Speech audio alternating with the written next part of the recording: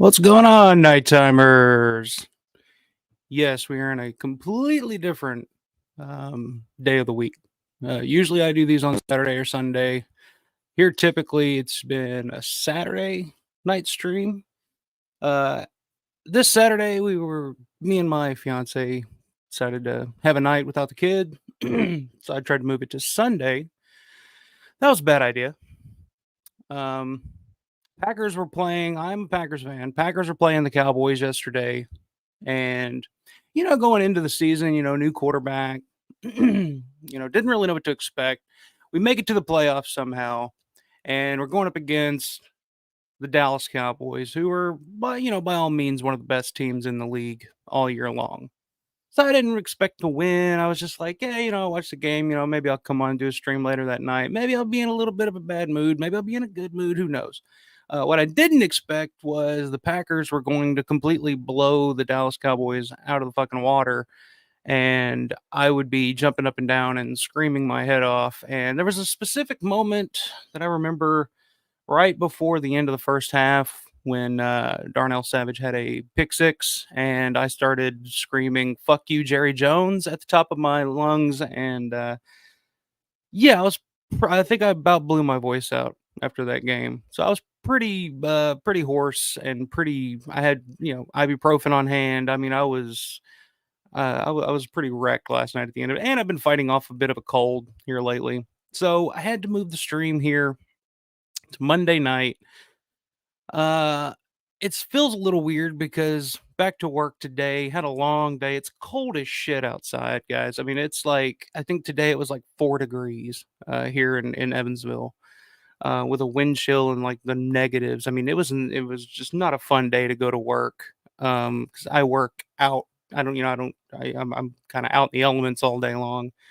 So by the end of the day, I mean, I was just wore out, and I was just like, man, it's gonna be weird. I hope I'm not too like low energy tonight, or I hope it doesn't show too bad.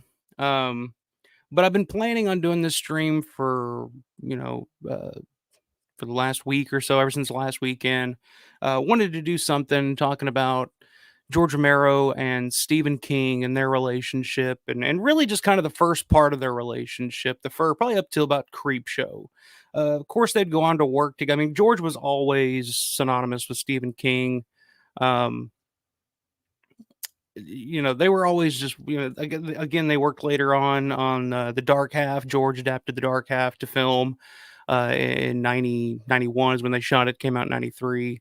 Um, and then, throughout the years, anytime you'd ask, especially during that period there in the 90s, I mean, George was supposed to direct Pet Cemetery at one point, which didn't happen because of Monkey Shines. And then anytime you would listen to George in an interview of like, during that, mid 90s to the early 2000s, talking about what he's working on, what he had coming up. There were quite a few Stephen King projects that he was, working on and a part of and trying to get off the ground through that time period. So there'll probably be a part two to this at some point, but I think there's enough of a story to tell here from how George met Stephen King all the way up through the making of Creepshow, and then the effects of Creepshow and like what Creepshow meant to George's career. I've been watching a lot of Creepshow, and I've always I've said this before on the stream for you guys that have been listening since day one. I've always said that I've always kind of had a love hate relationship with Creepshow. I really love the film. I love the people that worked on it. I think it's a really well done film. It's way ahead of its time. I mean, it's a comic book movie before comic book movies were even a thing.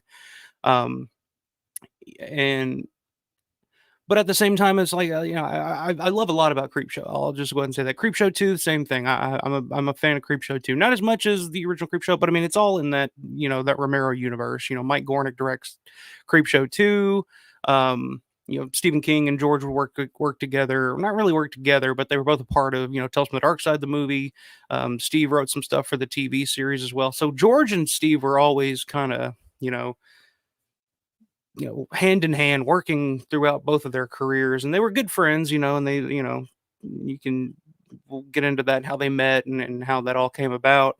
Um, But to me, I'll get into it later when we get to Creepshow and actually dig in and actually talk about the film and what it meant to George's career. And that's the big thing that I guess the love hate the hate aspect of it is kind of what it meant to George's career at that point, because I feel like George always talked about he never wanted to get pigeonholed as a horror guy, strictly a horror guy, which no filmmaker does. I mean, you ask John Carpenter, Wes Craven, any, synonymously, horror filmmaker, they didn't set out to just be a horror filmmaker. I mean, they wanted to make movies, they wanted to make all kinds of different types of movies, but a lot of the times they get pigeonholed. If you have a big horror hit, studios and executives kind of feel like that's all you can do. And I kind of felt like Creepshow is kind of that turning point for George because, before Creepshow, right before Creepshow, George made Night Riders.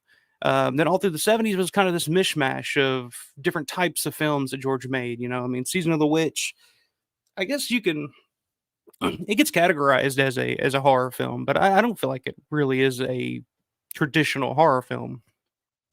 Um, and of course, there's always vanilla.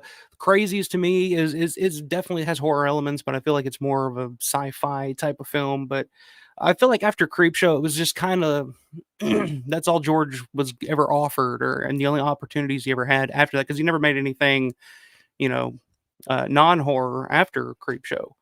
Um, and I felt like George had so much more to offer. I always kind of felt like to me, George should have been more remembered as in the same vein as like a Brian De Palma or a William Friedkin or something like that. To filmmakers who had success in the horror genre, but would go on to make other things. And I think people don't really look at them as just horror guys, as most people do. People like Romero or John Carpenter or those types. Um, but yeah, I mean, we'll get into that here in a little bit. See Robert Dobbins in the chat. What's up, my man? See, watching Argento cut right now, still impressed and happy. Yeah, you actually saw the Argento cut of Dawn of the Dead for the first time, and I'm happy that you like it because it is a completely different. Excuse me. Like I said, guys, I'm fighting off kind of a cold, and I'm still recovering from yesterday. So, excuse me if I'm clearing my voice or coughing a little bit tonight. But it is kind of like watching Dawn of the Dead for the first time all over again, because it's a completely different type of experience watching that Argento cut in comparison to George's theatrical and cans cuts. But I'm glad you got to finally check it out. Robert Downey Salem's Lot would have been exciting to see from Romero. Yeah, we'll definitely get into that. Actually, I didn't get through all of it, but I watched about half of Salem's Lot there because I mean, if you watch Salem's Lot, it's like 3.5 hours. I mean, it was made for TV for it was like cut up. And that's the thing about Stephen King's movies. I mean, it's kind of like I'm trying to go in like some kind of order here, but I mean, you mentioned Salem's Lot, and Salem's Lot, George, it had to be it kind of had to be made for TV. It had to go to TV. It had to be kind of a mini series type of thing because it's such a big story and there's so much to go through and so many like side plots and stuff that they kind of had to move it to TV. And George really didn't want to direct for TV, so that's why that kind of didn't happen. Um, but I think that's the thing with Stephen King, and I think King prefers his stuff to be adapted for television, where it can be hours and hours long and kind of cover everything in his books. Because if you ask him about a lot of the movies that were made, King was not a huge fan of a lot of the movies that were adapted from his book. There were a few that I think he liked, but for the most part, I mean, they're most infamously, he's never been a fan of Kubrick's The Shining, which George wasn't either, actually. If you remember George being quoted in the past saying he wasn't the biggest fan of The Shining because it deviated from Stephen King's book so much. But I think the quote is something like he mentioned, because it was around that time when him and Steve started working together, building up to Creepshow, and he mentioned, Carrie was he thought Carrie was a really good Brian De Palma film, but not a true adaptation of Stephen King's novel. And same for The Shining. He said he really didn't get The Shining at the first viewing, but over time he kind of understood. But it was more of a Kubrick film as opposed to a Stephen King film, and I think that's a fair way to look at it. Sorry, guys. Um, I think that's a fair way to look at it. Because I mean, Stephen King would go on. I think he ended up writing the actual the TV miniseries of The Shining that was produced years and years after Kubrick's film. And I remember watching it back in the day. I was not a big fan of it. I was just like, this is not The Shining. But of course, I grew up watching Kubrick's The Shining. But I think Stephen King's just more particular about his work and it being, you know, not 100%, but I mean, as close to his vision of his, his story as much as possible. Robert Cuffley, what's up? It's a new name. What's up, man? Good to have you in here. I heart Creepshow. I think we all do. Cinephile Sanity, what's up, my man? Good to see you. And so Robert says, but TV can't adapt to either. Look at Langoliers or Golden Years at subpar. Yeah, I mean that's the thing. That's why George didn't want to do TV. George didn't want to be hampered by the limitations that come with doing something for TV. Which Salem's Lot went on to be directed by Toby Hooper, which was an interesting choice at the time because I mean Hooper, Texas Chainsaw Massacre, which is one of the most um, you know. That's what I'm looking for. Infamous films of all time. So the fact that he was chosen to direct the TV movie was pretty interesting to me. But if you look at those early works of Stephen King that were adapted to either film or TV, just look at the filmmakers that got a hold of it. I mean, Brian De Palma with Carrie and Kubrick with The Shining, and then of course Romero with Creepshow, Toby Hooper with Salem's Lot. I mean, those are early ones are pretty. It's a who's who of filmmakers and I think Stephen King really owes a lot of his career to those filmmakers because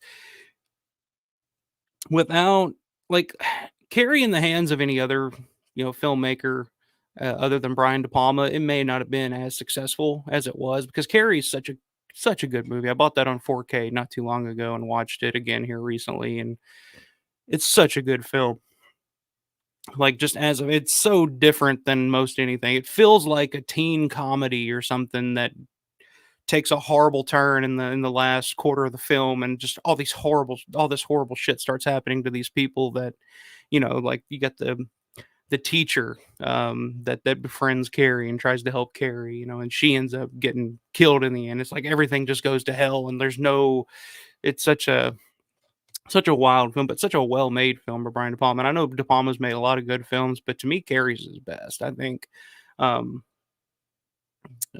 there's a lot of good that De Palma has done over the years, but to me, Carrie's my favorite of his films, and that's kind of, I'm sure there's a lot of people that are like, oh, but what about Blowout or what about Dress to Kill, and he's made great films, but I think Carrie is, and without De Palma making Carrie such a good film and such a hit that it was, who knows, where Stephen King's coming. Stephen King has always been kind of in the pop culture zeitgeist or whatever. And it's mostly, I mean, yeah, his books are huge. They sell, of course, people are, but in a generation where people are more likely to watch a film or watch a TV series or something like that. I think most people are I guess I would say most people are most familiar with Stephen King's work because of the films and because of the TV series and stuff. Because I'd be willing to bet that more people have seen it or The Shining or anything like that than they have actually read the books. So, and I'm one of those people. I'll go ahead and say it. Um, I'm not a huge Stephen King reader.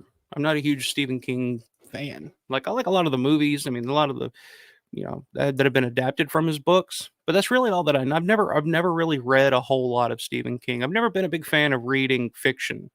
I'm more of a biography or stuff like that. I like to learn about shit that I'm interested in. Like if it's Romero, I like you know uh, the Making a Day of the Dead from Lee Carr, or Zombies That Ate Pittsburgh from Paul Gagne. I guess that's how you pronounce Gagne. Gagne, whatever. Um, so when I do get into the mood to like read, that's what I'm reading is usually stuff to fill my brain with.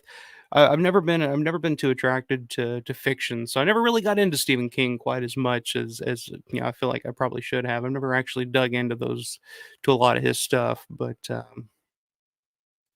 that's just me. I don't know, but we'll get into it. We're gonna go through George and Steve's, how they met and how Creepshow came to be, because it's a pretty interesting story.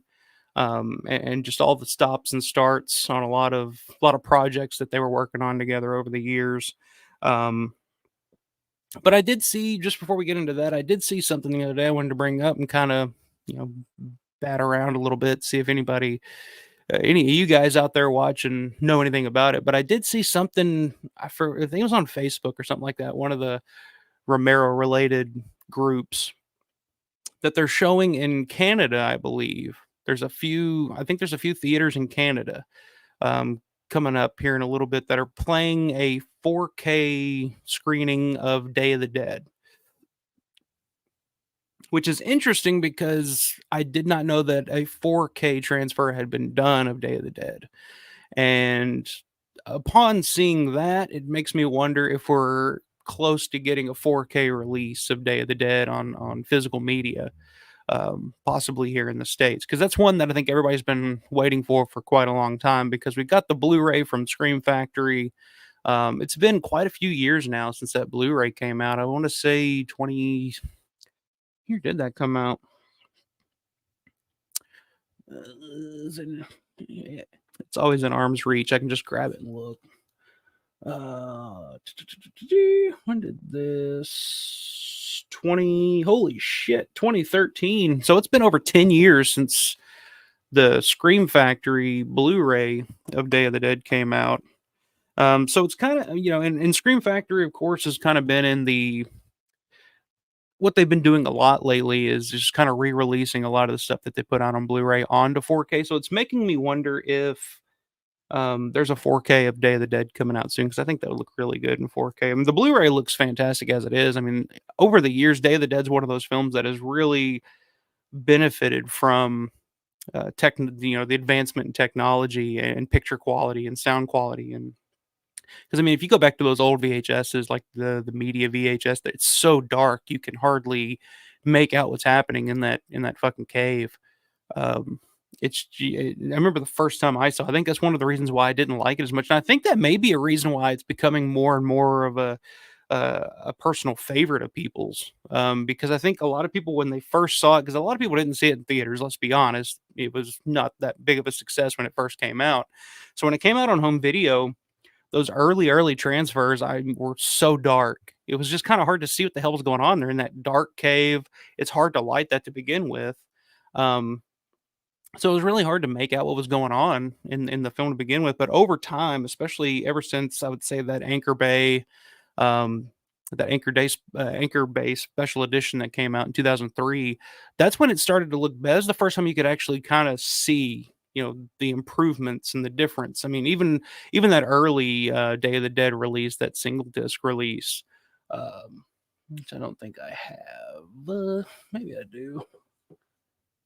No, that's the same one. But there was an earlier release. Even that one it still looked pretty dark and kind of rough around the edges. But I think over time, with the advancement of technology and the better that these transfers look, I think Day of the Dead has really benefited from it, because I think people are now, you can actually see what the fuck's going on a lot of the times, especially like those scenes in the caves at the corral and stuff like that.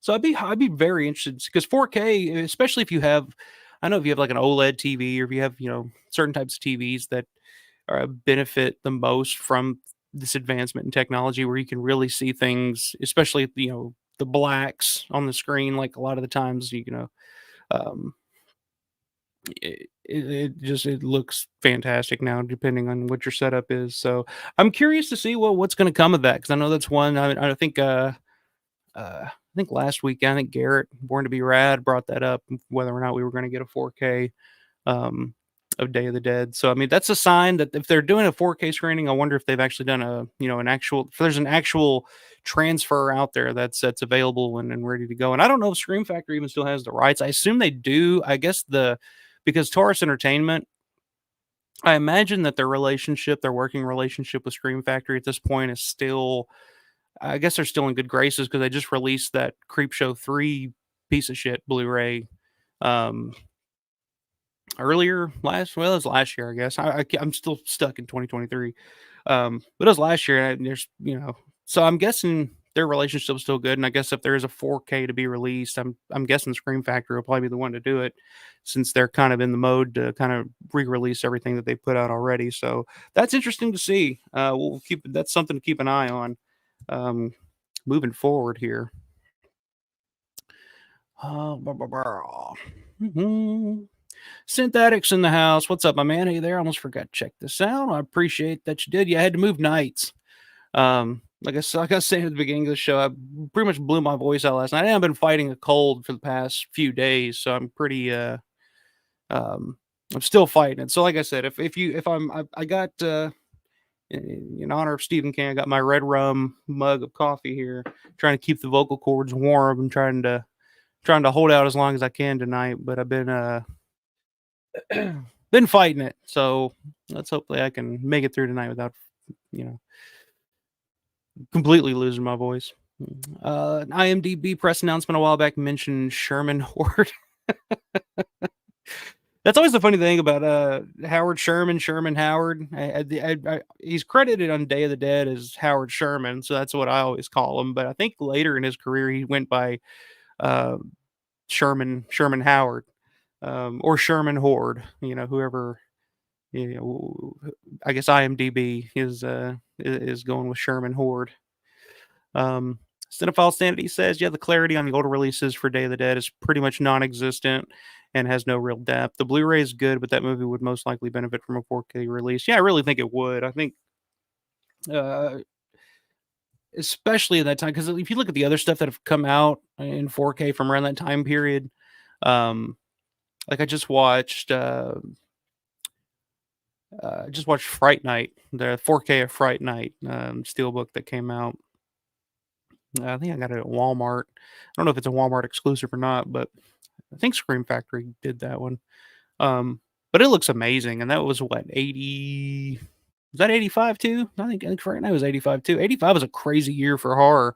That's a year that I always mention in terms of just like what a fucking year for horror. I mean, Day of the Dead, Fright Night, Return of the Living Dead, Friday the 13th Part 5, Reanimator.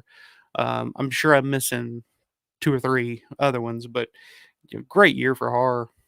Um, so yeah, if they can do a transfer like that for Day of the Dead, I'll be happier than a pig and shit. Jason Hukins, what's up, my man? Good to see you in here. I think that's a new name as well. Glad to see you. Synthetic says he went under Sherman Howard in Miami Vice. Yeah, the season finale is bad guy. I saw him. I think I saw him in a commercial here most recently. I can't remember which one, but you see those guys. I saw. I've seen him in a commercial here recently, and a few years ago, I remember seeing Jarlath Conroy was in a commercial. You see him quite a bit. He's been in quite a few things here lately. He was in a movie, small role, but I mean, I'm trying to remember what it was now, top of my head. I'll try to get it to come back at some point, but fuck, what was it? Now I'm gonna be stuck on it. But I've seen him.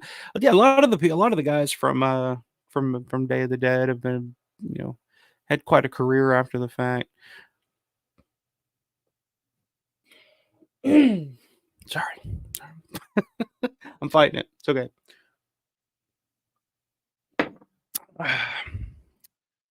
Cinephile Sanity. I got rid of the Fright Night 4K Steelbook because I'm not a fan of the matte finish material, and it causes scratches to show so easily. On the Steelbook you're talking about, yeah, I mean, I really, I'm not. I don't care one way or the other.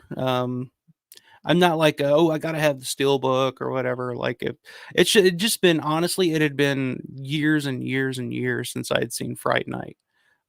It's one of those movies, that one and Fright Night 2. I remember growing up watching those all the fucking time. And it just kind of disappeared off my radar for one reason or another. I don't know. It's just because of the lack of releases here in the States or what it was. But um, so when I saw that at Walmart, I was just like, I got to pick. I had a fucking gift card. Um, so when I saw it at Walmart, I was just like, I got to pick this up and watch it again. And such a good movie. Such a good movie. But yeah, that was one I always watched. I feel like that one and Fright Night 2 both were always on like Sci-Fi Channel and shit back in the day. So we were always watching that. That Phantasm, I remember all the Phantasm movies were always playing on Sci-Fi back in the day. And this was like the pre-Sci-Fi original movie era, when they were actually still playing, movies. Um, yeah, what else did they used to play? But yeah, I specifically remember watching Fright Night 2 all the fucking time. It scared the shit out of me when I was a kid, but looking back at it now, it's still eerie, but it's definitely one of those vampire films that has that like sexy element to it. And I think a lot good vampire films should have that. Like Martin has that sexy element to it, where it's just like to me the monster vampire is a very romantic type of monster. And I think Fright Night's one of those vampire films that gets it right. A lot of films don't now. Um, especially when it comes to vampires. See, Synthetic says, speaking of King, I wonder what Romero thought of Maximum Overdrive when King was at maximum coke level. Yeah, there was always a rumor that I heard here not too long ago. There's always been that rumor that George directed a lot of Maximum Overdrive because Stephen King was too coked up to direct it. I don't think that's true. I've never heard anything to verify that. Um, so I don't think that's true, but that's always been a rumor that's been out there. Um, but I think that's pretty funny. Yeah, Stephen King. Yeah, yeah. And it was weird if you go back and look. Like Stephen King really isn't like it's really hard to get a Stephen King autograph now. Like I would love to have. We talked about Living Dead weekend coming up this year. Of course, it's Creep year. They're doing Creepshow 2, and Night of the Creeps. And I think everybody's you know dream guess would be Stephen King if he would show up to something like that. But Stephen is just not. He doesn't do conventions, and the only signings he does, like every now and then, I think, is if he has a book that comes out and he only signs the book. But even I think that's pretty rare these days, pretty few and far between. Um, so King's just not out there. But if you go back and look, he was everywhere. I mean, him and George did a lot of TV interviews together.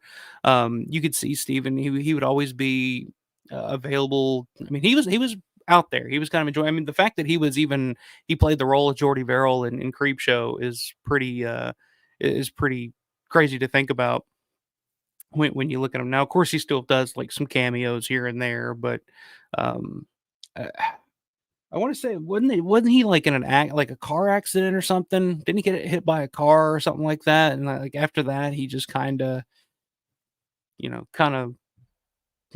faded back into the background a little bit. But I remember like those early years, and it was probably a lot to do with the cocaine. um, or he was just like, "Fuck it, I'll do it. I'll be Jordy Verrill." Which George actually had to talk him into being Jordy Verrill. George wanted to cast Stephen King in that role. Um, Originally, when Tom Atkins was being cast for the film, before he was cast as the father figure or the father in the wraparound story, Tom wanted to play Jordy Verrill. That would have been interesting to see. Can you imagine Tom Atkins as Jordy Verrill? It would not have been the same. I think you know. And Stephen King is over the years has talked about. Um, or George has talked about he doesn't think Steven ever forgave him for directing him you know, to act as he did as Jordy Verrill in that story because it's just very over the top, very cartoonish. It's like, oh, meteor shit, that type of thing. Like that's what George wanted. He wanted an over the top cartoon. I mean, George told Steve King he wanted him to play that role as like the Roadrunner and the Wile E. Coyote Roadrunner cartoons. And I think Steve looks back on that now and he's just like, oh, why did I do it that way? Why did I do that way? And of course, critics at the time are like, "Oh, Stephen King can't act, and it's just overacting, and this is just silly." And then, but that was the whole fucking point of that character is to be a comic book character, over the top, And this, I love that performance. I think one of the most fun parts about Creepshow is that Stephen King performance as Jordy Verrill. Such quotable lines. I mean, just the oh gosh, that type of shit, just way over the top, but I love it. Instead of all Sandy says, yeah, the Steelbook, that thing looks great with the original poster art, but I'm very picky with Steelbooks and don't see the sense in collecting them if they're going to be damaged just from handling them. Yeah, that's true. I guess if you're particular about that type of stuff, I could definitely see that. Um, I just really wanted to see the film again, and I guess it's available on like Amazon Prime and stuff like that. But I really didn't want to just rent it. I was just like, fuck it, I'll get the Steelbook and own it because But but yeah, I can definitely understand that. I'm definitely particular about certain things like that. Um, So are you a big Steelbook guy? Are you a big Steelbook collector? I remember the very first time I saw a Steelbook, first one I bought was that Texas Chainsaw Massacre DVD Steelbook. And I thought that was the coolest shit in the world because I mean Texas Chainsaw, you think chainsaw with the metal, the I just thought it was one of the weirdest things I had ever seen at the time, but also just one of the coolest. And then of course they kind of caught on after that. But that was the first one that I remember. I don't know if that was the first one, but that's definitely the first one that I remember ever buying. Was that Dark Sky Films Chainsaw? The original Friday Night had a great score, but Brad Fidel, yeah, really helped the movie. That's a really underrated composer too for films. I mean, the Terminator 2 theme. I mean, that's one of the most iconic themes ever. I mean, you can just if somebody just goes,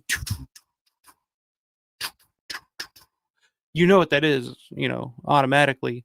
And I didn't remember him doing that score until I actually watched the film and I saw it on there. I was like, wow, it's pretty fucking cool. The Coke would explain the insanity of the choices in Maximum Overdrive. It's a mess. Yeah, well, I think that wasn't that the only film that Stephen King actually directed himself. And I think after that he kind of realized, maybe let actual directors handle the directing part of it because I don't even go on to write screenplays and stuff later on. I mean, I think Creepshow was the first.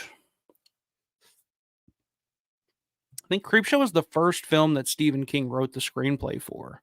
Um, but I know he'd go on to do like the screenplay for the Shining miniseries and probably many many more other than that. But King was also a buffoon in Knight Riders and seemed to like doing that. Yeah. Oh yeah, we'll talk about that. That's one of my favorite little cameos in Knight Riders. There's so many in Knight Riders. That's one of my favorite Romero films. Um, is Knight Riders just because there's everybody in there, and I love Stephen King's little role in it because to me, like Knight Riders, if you're a professional wrestling fan and you know anything at all about the old territory days, um, like Knight Riders is a perfect like if you replace, the jousting on motorcycles and all that with like a wrestling ring and wrestlers and make that a little territory, I mean, it's exactly how it was back in the day. Just this traveling group of people living in their own world, trying not to be corrupted by the corporate influence, which would eventually become, like WWF or whatever, with Vince McMahon. But Stephen King plays that perfect. I mean, that would be perfect in a wrestling film. That Stephen King character, just the guy that goes to the show and is just sitting there the whole time, just like, oh, it's all fake, it's all phony. They learned how to fall. They're fine. They're it's not real.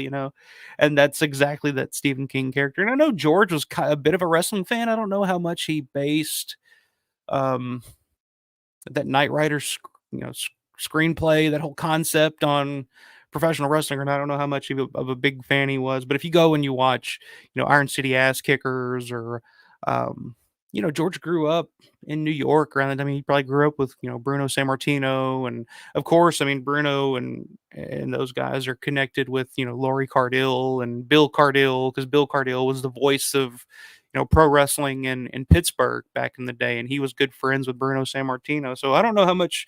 I always feel like George may have had a little bit of inspiration from professional wrestling for Knight Riders, and Stephen King is that perfect. Stephen King was like my grandpa when I used to watch wrestling when I was a kid. Like, if you were watching it at my grandparents' house, my grandpa, mom would sit down and watch it with us. He'd sit there for a little bit, and the whole time he'd just be like, "Oh, that's bullshit. Oh, he ain't hurt. Get up. Psh, that's fake. That fake shit." That was the Stephen King character in Knight Riders, and it's pretty. I always love that. They got blood bags in their mouths, and they learn how to fall. It's great. Saw an actual Texas Chainsaw Massacre lunchbox the other day. Speaking of steelbook, yeah, an actual steelbook. Can you imagine being a kid, sending your kid to school with a Texas Chainsaw Massacre lunchbox? Which I guess they make lunchboxes for. I just think of like lunchboxes for children, but of course they make lunchboxes of all kinds of different types of collectibles and stuff now for horror films. I've seen Dawn of the Dead lunchboxes. I remember I had a Hulk Hogan lunchbox when I was a kid. I think that'd be fucking hilarious. So you send your kid to school with a Texas Chainsaw Massacre lunchbox. King and Bafco, great audience slobs and Night Riders, absolutely.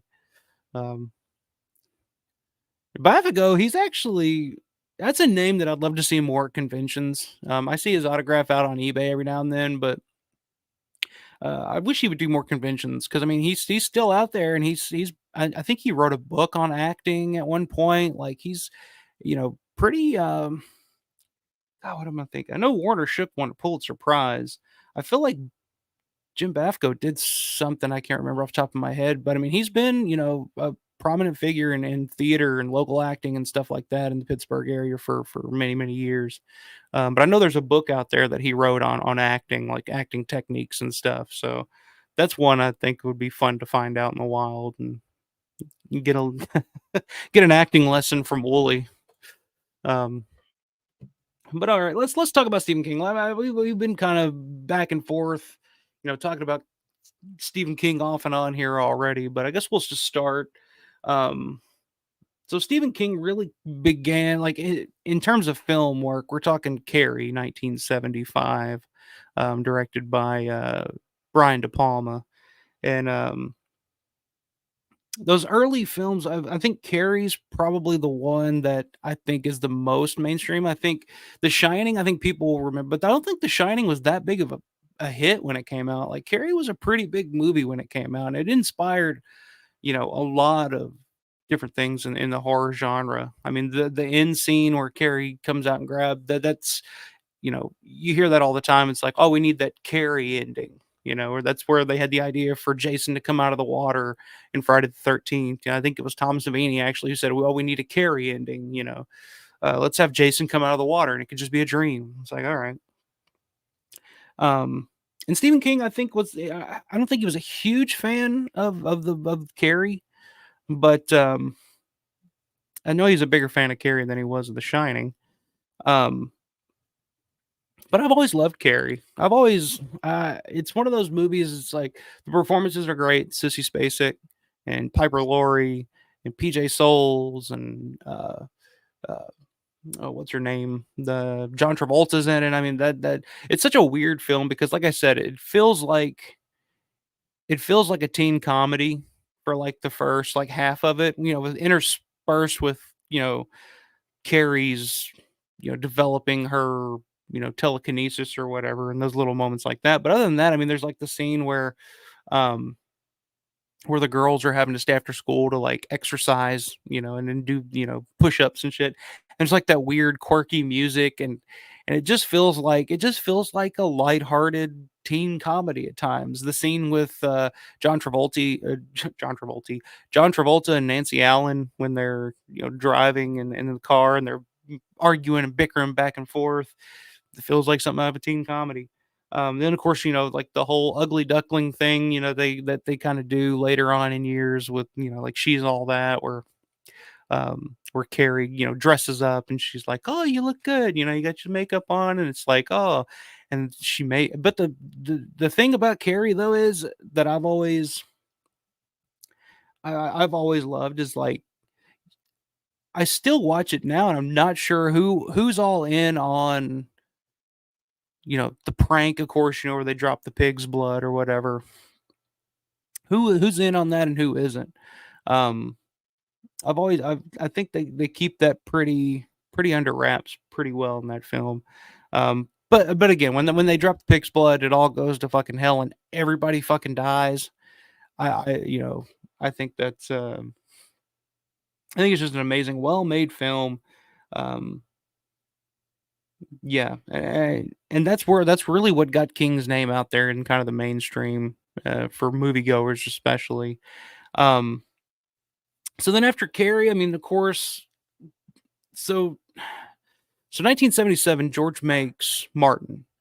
Um, and I think Warner Brothers had already purchased the rights or had the rights to make Salem's Lot, and they were looking for filmmakers. And I think that Salem's Lot went through a ton of different scripts because Salem's Lot was a pretty good sized book, and to kind of whittle that down into a 90-minute film, it's pretty difficult. I think they went through quite a few rewrites and quite a few writers on that. Um, so they had the rights to Salem's Lot. George makes Martin in 1977, and so George makes Martin in 1977. It plays at a festival which would go on to become Sundance Film Festival years later. Um, I forget, did they see it? Yeah, yeah. The executives at Warner Brothers saw Martin at that screening, and as George has said, typical studio mindset. Vampire in a small town, vampire in a small town. We got Salem's Lot. He made a movie, Martin, about a vampire in a small town. Perfect. He's the perfect choice to make Salem's Lot. Um, I want to say, yeah, it would have probably been right around that time. So George ends up going to meet, I think George and Richard Rubenstein, they go to meet Stephen King up in Maine. Stephen King and his wife, they traveled to Maine. I think they stayed for like a week, a little bit longer than a week, and just kind of got to know each other, started bouncing ideas around, what could we do with Salem's Lot? And I think George wrote a script for Salem's Lot. He also mostly wanted to work on The Stand, though. That was one that I think him and King both thought would be a perfect fit for George at that time. So George wanted to do The Stand. Salem's Lot ended up going to TV. George didn't want to do TV. Um, so that kind of got shelved. And then The Stand was such, again, The Stand was a huge book. I think it was like 800 pages or something like that. And to turn that into a film screenplay was a pretty big task. But George did write a screenplay for The Stand. And I think, I'm trying to remember, I think Laurel did ended up, I'm trying to remember, anybody in the chat knows. I think Laurel ended up getting the rights to do The Stand, but they, didn't didn't have the funds to really do that at the time. So after Dawn of the Dead comes out, it's a pretty big success. They're making Night Riders. That's right around this time when George and Steven are kind of knocking ideas around back and forth on, what do we need to do? What we need to do something together. The Stand may not work out.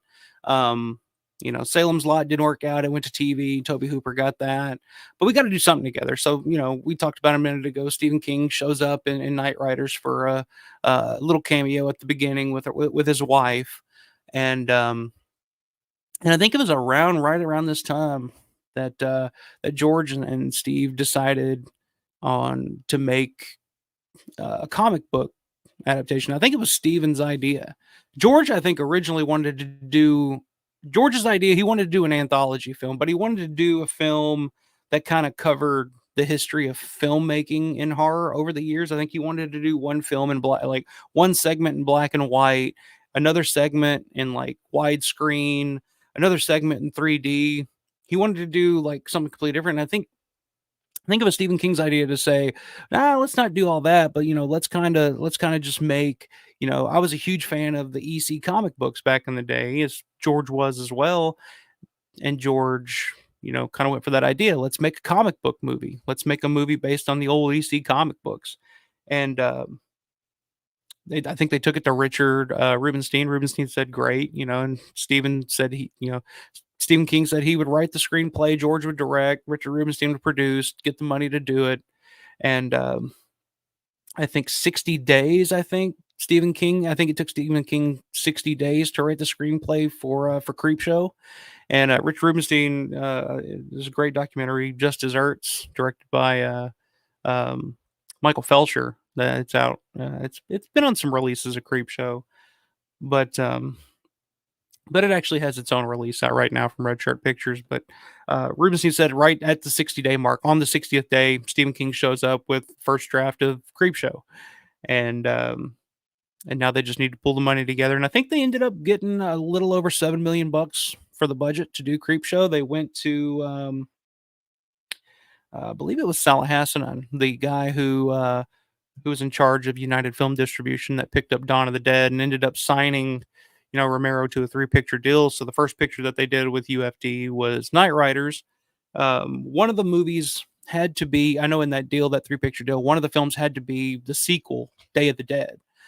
So they had one film to play with, and that film ended up being Creepshow, and they ended up getting a $7 million budget, which not a huge budget at all. I mean, it's still, locally produced in Pittsburgh with Pittsburghers, independent film. It's still an independent film. It was picked up by Warner Brothers after the fact, but in terms of just the making of the film, I mean, it was an independently produced film that they, financed from selling House 9 and UFD, $7 million. But that was a huge budget for George at the time. I mean, Jesus Christ, he made Dawn of the Dead for, I think, what it ended up being, $625,000 or something like that.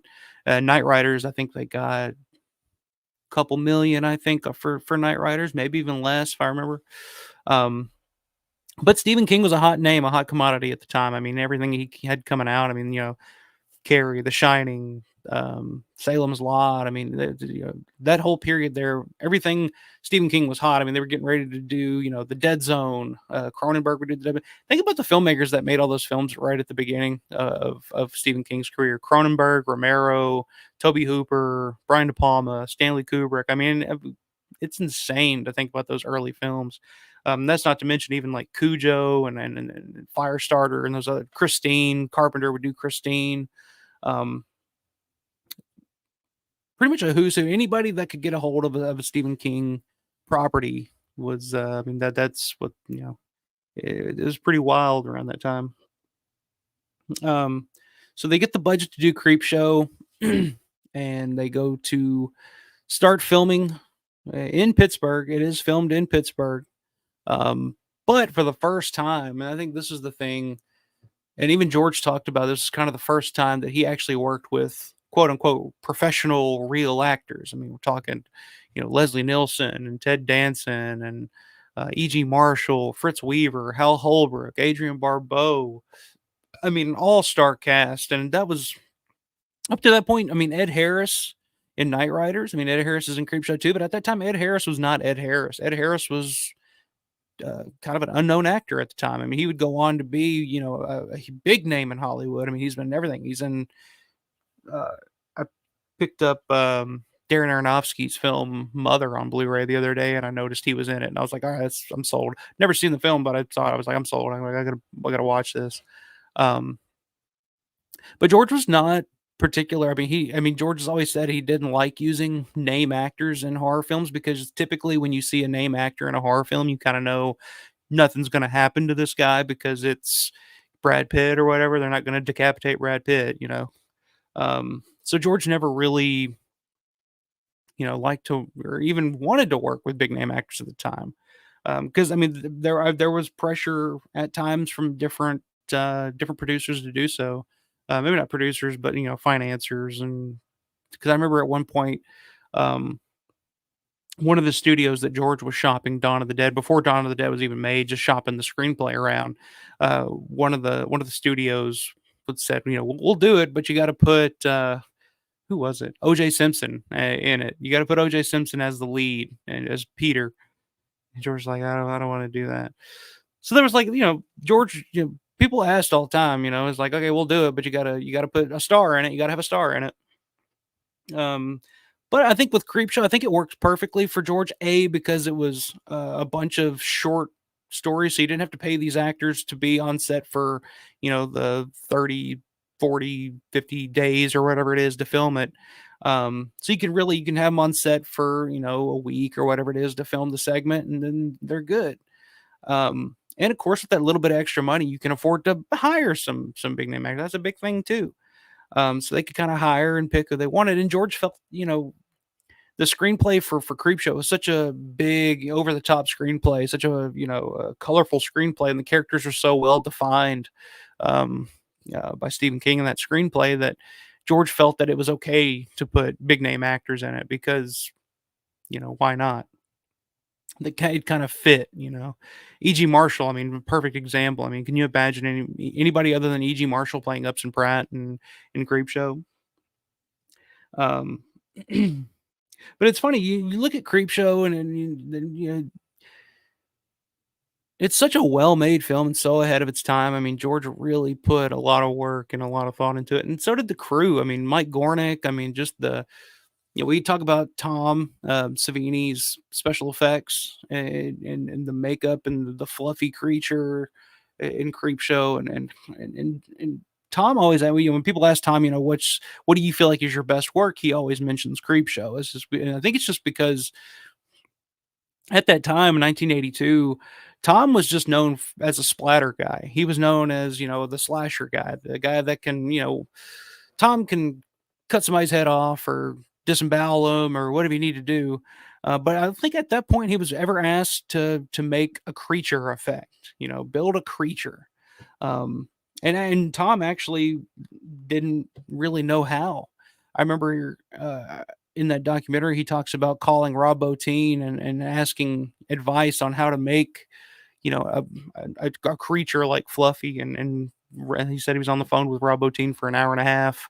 And Rob walked him through it and was like, okay, here's what you need to do. You need to do this, this, and this. And so, but I mean, it just showed how much, especially with a budget like that, George could have hired somebody else, but George was loyal. George loved to work with the people that he loved to work with. I mean, his local Pittsburgh people, Mike Gornick and Tom and, Barbara Anderson, Cletus Anderson, the Boobas. I mean, George worked with, the people that he liked to work with. And it just showed the amount of faith that he had in Tom Savini to be able to pull that shit off because Tom had never really tried it before. Had to say, "Hey, Tom, can you build a fucking fluffy creature?"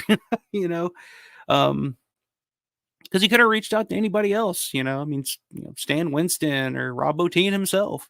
But George, believed in Tom and gave Tom the opportunity, and Tom knocks it out of the park. I mean, to me, Tom's best work is Day of the Dead, but Creepshow is right up there with it. It's a different type of work, like different types of effects for Tom in that. I mean, you think about, yeah, you got the Nathan zombie in Father's Day, the Ted Danson, Galen Ross zombies or whatever you want to call them, and Something to Tide You Over. Um, but when you think of like the creature in the crate, it's such an iconic thing, and just the fact that George actually had the faith in Tom to pull that off just shows you how loyal and how much George believed in Tom at that time. Um, let's see. Let me catch up on some. I see in here synthetic. Let me get to you here. The Shining was a hit, but the diehard book fans were mad. I saw it in the drive-in as a kid.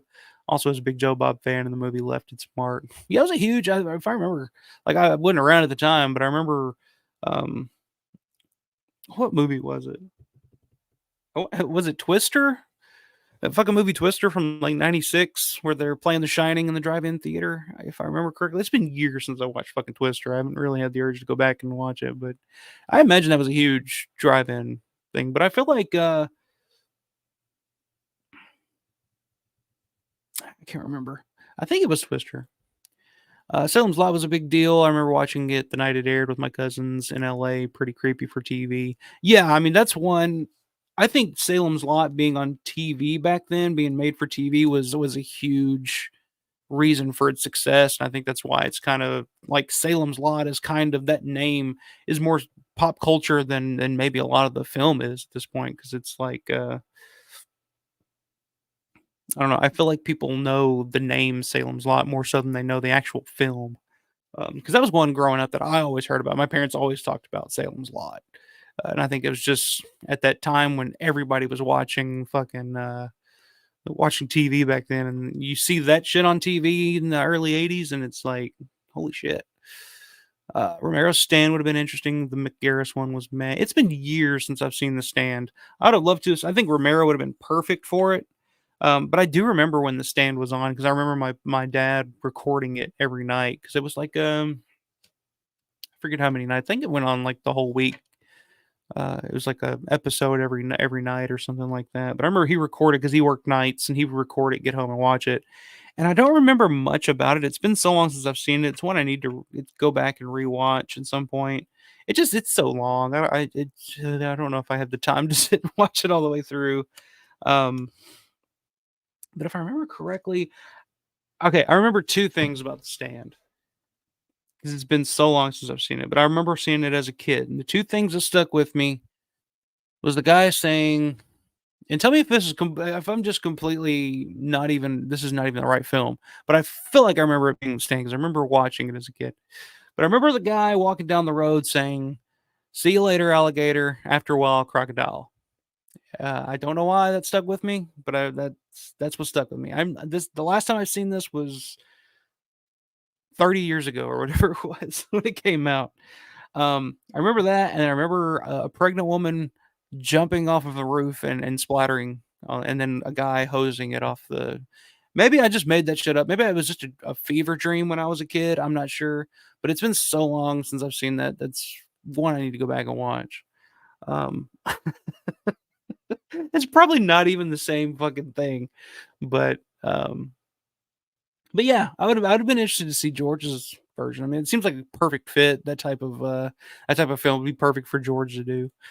One of the benefits of being out of the studio system included allowing George to have that actor flexibility. Yeah, really did.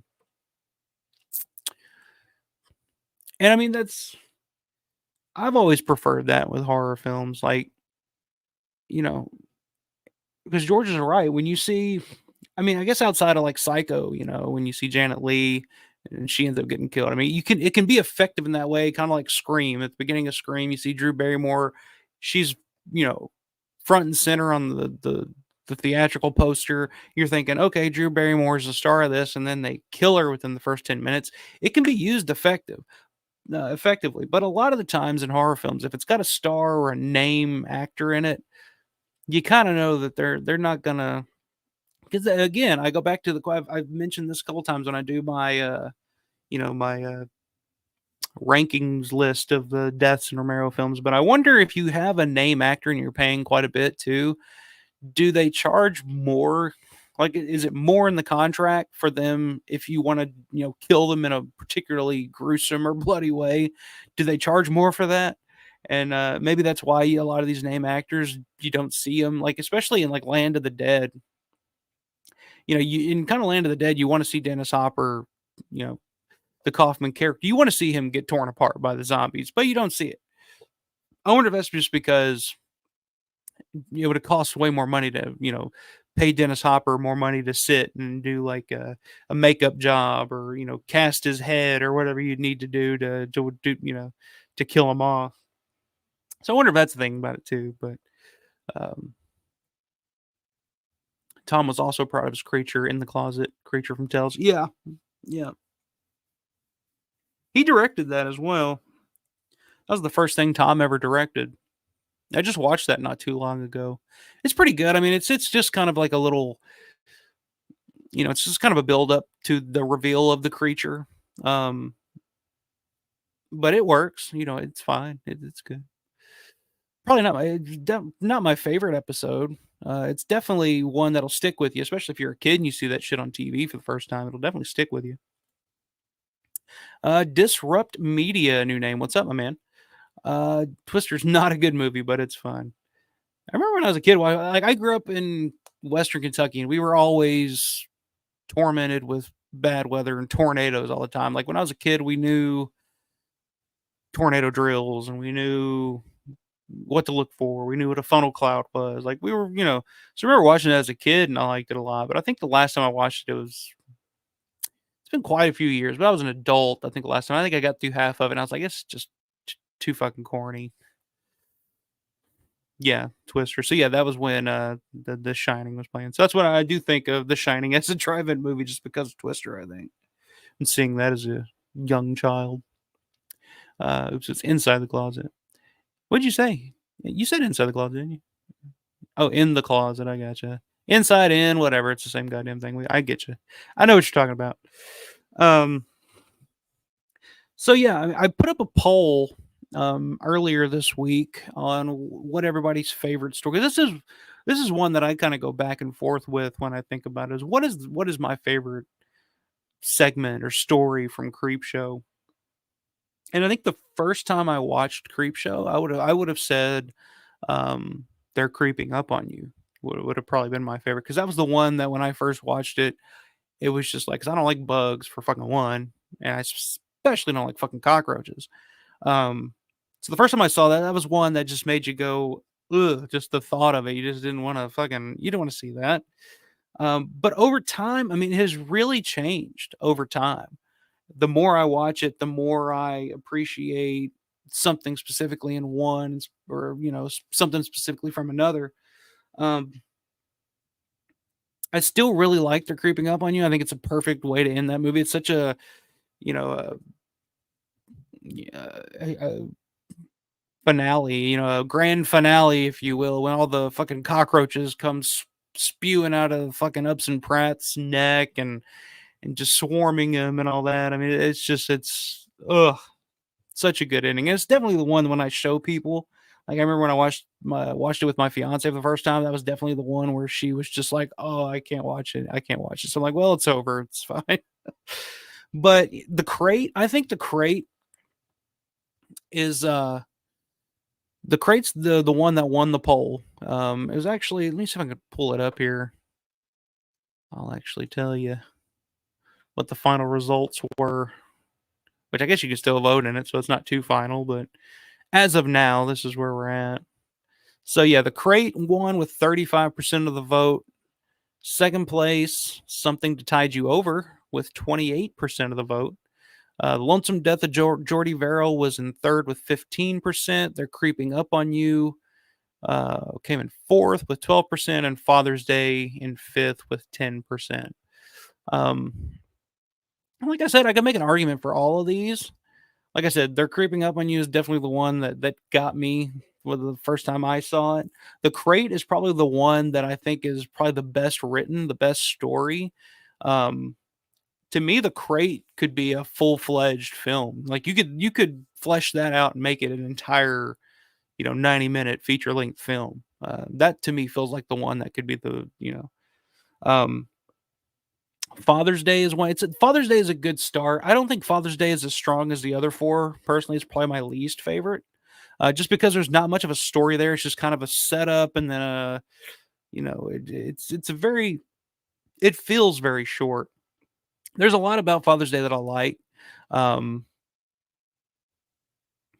the head effect at the end is pretty damn cool. I love Warner Shook's performance in in Father's Day. Uh, which, it's kind of funny if you ever meet Warner Shook in person. That's kind of how he is. He's kind of that character in real life. Of course, Ed Harris's dance in fucking Father's Day is iconic. I mean, that was huge on the internet here recently, where people were just putting every song you could think of over that dance. It's just weird to see, especially when what Ed Harris would go on to become.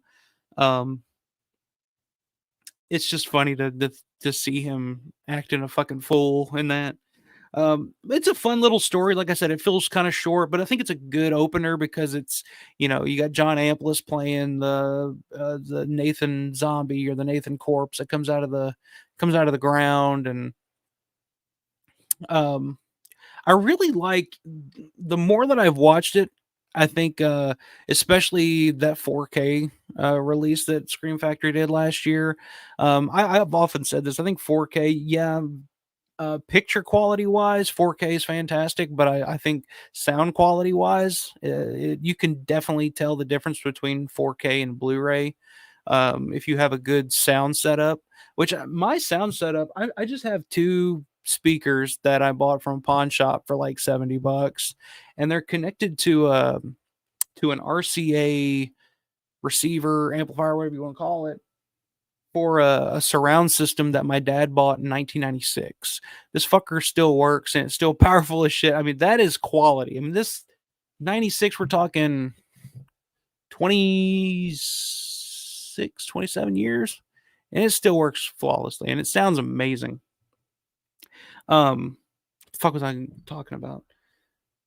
Uh, oh, Vivica Lindor's her character, in that, her Bedelia. Over time, the more I watched it, the more I really love that performance because she's just kind of she's making it her own. She's kind of just, she's kind of an over the top character. And believe it or not, Stephen King apparently was not a fan of her performance in that film. Apparently, he was not happy with it whatsoever. George loved it. George was just like, when they were filming it, George was just like, "Holy shit, Vivica Lindfors is here, and she's turning these words into fucking cinema." Um, but apparently, Steve King was not a fan. I think Steve kind of felt like she went overboard with it and kind of twisted it and kind of took his script and kind of changed it too much. Um, but George, as somebody who loved to collaborate and kind of let actors and people, try things and do things, George loved it. So I always thought that was kind of interesting that Steve didn't like her performance in that, because over time, like when you listen to what she's saying and kind of how she's, just kind of drunkenly, just you can tell that this has been weighing on her. It's like, it's a pretty deep performance for, kind of a silly setup there. When the corpse, comes, climbing out of the grave and all that. But I just thought it was interesting. Stephen King was never a really big fan of that performance. But Father's Day is a good opener. Definitely probably my least favorite of the stories. Probably the first time that I saw The Lonesome Death of Jordy Verrill, it kind of took me back. I was just like, what the fuck is this? Like, why is he acting like this? I guess my first reaction was kind of like a lot of the critics at the time, who was just like, what is this? Why is he going so over the top? Um, but the stories are so different throughout Creepshow. It's like Father's Day was one thing, and then The Lonesome Death of Jordy Verrill is kind of supposed to be comedic because it's a ridiculous concept. The meteor hits the earth and then starts growing, green grassy shit everywhere. It's kind of a silly concept, and I think it works because Stephen King went for it. He just kind of, George said, go over the top with it, and he did, and it worked. So that one's a fun. That one's definitely I don't know if I'd say the most quotable. What do you guys think? Would you say that Lonesome Death of Jordy Verrill would be the most quotable um, story in Creepshow? I mean, just meteor shit. That's hilarious. I think there's T-shirts out there that just say meteor shit on them. This is going to be extremely painful, Mr. Verrill. Good shit. And of course, that's Bingo O'Malley, who was in Knight Riders. He also plays Valdemar in Two Evil Eyes, the old man that dies and comes back. Guy that worked with, Pittsburgh actor for years and years and years, and worked with George quite a bit back in the day. So I always loved Lonesome Death of Jordy Verrill because it was so crazy and out there. It wasn't scary. But it wasn't really trying to be. Like I said, the crate was fantastic. Great performances. I mean, Adrienne Barbeau. I mean, you gotta love Adrienne Barbeau in there. I mean, she's just the biggest bitch in the world. But you gotta love it.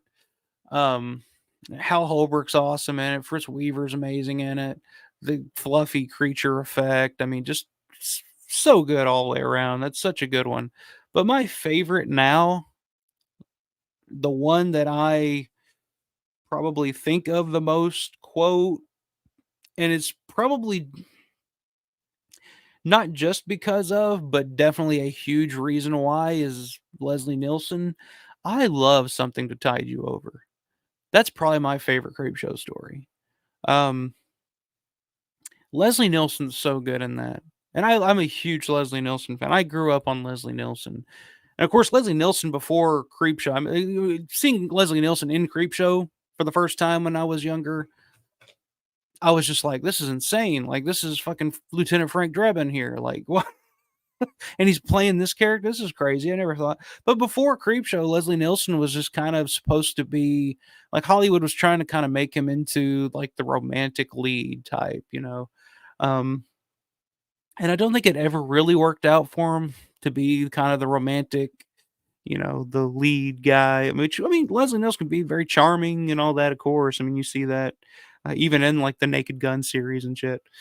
Um, but when he did Creepshow, when I first saw that, I was just like, just blown away. I was just like, holy shit. Because I grew up Lieutenant Frank Drebin, you know, the Naked Gun series, you know, the Police Squad TV series. I had that on DVD. I don't remember what happened to it, but I used to watch it all the time. Um, grew up a huge Leslie Nielsen fan. I mean, this is one of the funniest people in the world because he got it. He like his comedy like he could stay straight while being completely fucking hilarious. It's like the complete opposite to me of like Will Ferrell, where Will Ferrell's I don't find Will Ferrell funny in anything he's ever done.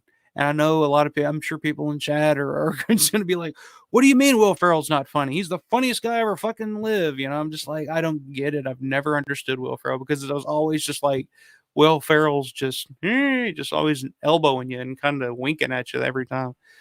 But to me, Leslie Nielsen's like the complete opposite of that. He could be completely straight and just keep a straight face and make the situation in the film feel serious, but what he's saying is absolutely absurd and it makes you laugh even harder. Kind of like Gene Wilder. Gene Wilder's kind of like that to me too. It's like in any film Gene Wilder's in, Gene Wilder can play it straight as an arrow, but it's fucking hilarious because he's playing it straight as an arrow and it doesn't feel like he's in on the joke. But Leslie Nielsen in Creepshow, diabolical, sinister, but at the same time, kind of charming, kind of funny. Ted Danson. I mean, this was pre Cheers, so Ted Danson was kind of a name on the rise, but not like a huge, you know, mega name that he would become. I think even I forget was it George? It was either George or Tom Savini tells a story about after they one day of rap shooting with Ted Danson. They all went to a bar afterwards, and Ted was talking about like, oh yeah, I got this gig after this. You know, it's a little TV series where I don't know something about it. You know, I'm in a bar or something like that, and he didn't. And it turned out to be Cheers, and that he'd go on to be this huge star. Um, but it's kind of funny because Ted Danson really doesn't ever talk about Creepshow. Um, I don't know if there's even an interview or anything out there of him, anybody asking him about it or him mentioning it or anything. That would be a fun name to get at a convention. And you know what? It's almost which I've seen him in some stuff here recently. So I know he's still a working actor. But it's almost not out of the realm of possibility to see him at a convention sometime soon because a lot of the people that are popping up at conventions now, a lot of the names that are popping up at conventions now, it's you know, kind of mind blowing that these people are doing conventions. Um, who's one that I saw here recently that I was just like, God damn, he's doing a convention now. Uh, I know, uh, I know Kiefer Sutherland has done a couple of conventions here recently for like Lost Boys reunions. Um, but just names like that you'd like, especially years and years ago, you'd never imagine in a million years would ever show up to a horror convention or anything like that or a Comic Con are now doing them because they're so profitable. I mean, goddamn, these people are making tons and tons of money. I mean, just signing autographs, taking a picture with a celebrity, um, professional photo ops or whatever. Like these people are dropping a couple $100 just for this stuff for some of these people. I mean, I just saw the Osbournes, Ozzy Osbourne and his family are now doing conventions. Didn't think I'd ever see that. It's pretty crazy that it's almost becoming kind of mainstream now. So I would not be shocked to see Ted Danson do a Comic-Con or a horror convention at some point. Um, Maybe, who knows? I don't think I'd ever see Stephen King at one though. I feel like Stephen King doesn't he doesn't fuck around with that stuff. He doesn't have to. He's fucking Stephen King. He's making money hand over fist and writing his books. But that'd be one I'd go out of my way to meet is Ted Danson, just to ask him about, because I've never heard him talk about it. I've never heard him mention it. So I'd love to just ask him about Creepshow, and that's it. Like, I don't care about anything else he's ever done, but I want to ask him about Creepshow. But something to side, I just love it. I love the score, which we haven't even touched on the score that John Harrison did. One of the best horror scores. I think it's to me, as much as I love the Day of the Dead score, I feel like the Creepshow score is John Harrison's best score that he ever did. But that little piece of music there in Something to Tide You Over, boom, boom, boom, boom, and the editing, because all 5 stories were edited by different editors in Creepshow. Pat Booba, trying to remember off the top of my head. I know Paul Hirsch edited The Crate. Pat Booba edited Lonesome Death of Jordy Verrill, I believe. George actually was an editor on Something to Tide You Over, and I think that's one of the reasons why I like that one so much now, is that little it's such a George edited segment, because George always loved to edit to music. He would always have something going on to edit to, and you can see that in that little montage there when Richard is driving back up to the house from the beach, and it's got that boom boom, and it's cutting back and forth between to the beat of the music. I love that. I've when I edit things, like over the years when I've been working on something, I steal that in some way. Like, I have to edit to almost like a metronome type of thing. Um, so I'm just such a huge fan of that segment. The movie as a whole, I guess I'll go ahead and get into it. Let me grab something to drink. I'm out of coffee here, so I'm gonna have a Diet Dr. Pepper as I get into this. As my voice is starting to dry up and give out a little bit, I think so. Bear with me. Movie as a whole, I mean, it was a success. It was number 1 at the box office when it came out, December 1982. It was originally supposed to come out in 82, but it was originally supposed to come out around Halloween time in October. And for one reason or another, it didn't happen. They ended up selling the picture to Warner Brothers to distribute. Warner Brothers ended up putting it out. And I think the story that Richard Rubenstein tells about how he got Warner Brothers to distribute it. They rented a small theater. I want to say it was in what film festival was it? Anybody in the chat know what film festival it was? If anybody knows this story, I want to say it was Cannes. Anyway, they rented a theater at one of the bigger film festivals. Rented a small theater right down the road from this big film festival. I think the theater held like 300 people. And then plastered advertisements for this new George Romero, Stephen King collaboration called Creepshow. Plastered it everywhere to get as many people to show up as possible. I think they even were slipping, the ads under the doors of a lot of the studio executives and stuff that were there for the festival. And so the night of the premiere comes and it's packed. I mean, there's people, lined down the block, people trying to get in. And the executive from Warner Brothers tried to get in to see that screening, but couldn't because it was sold out. He couldn't even get in to see the screening. So he ended up contacting Richard Rubenstein. Rubenstein set up a private screening for him after the fact, and then they reached a deal, and Warner Brothers decided to put it out. Now, originally, it was supposed to come out in October. They pushed it to December, which is kind of a dead area for movies to come out. I mean, it's right around Christmas, that Christmas season, especially for a horror film like Creepshow. But it ended up coming out. It ended up opening at number 1 at the box office. It's still to this, well, of course, still to this day. It would go on to be George's only number 1 film at the box office. and um, and then it just kind of disappeared out of the theater after a while just because it was just a shitty time for the film to come out. Um, and to me, it's like I said, it's I have a bit of a love hate relationship with Creepshow. I do love the film. I've seen it dozens and dozens and dozens of times. I'm a huge fan of the performances. The soundtrack's amazing. Um, you can tell George had a ton of fun making it.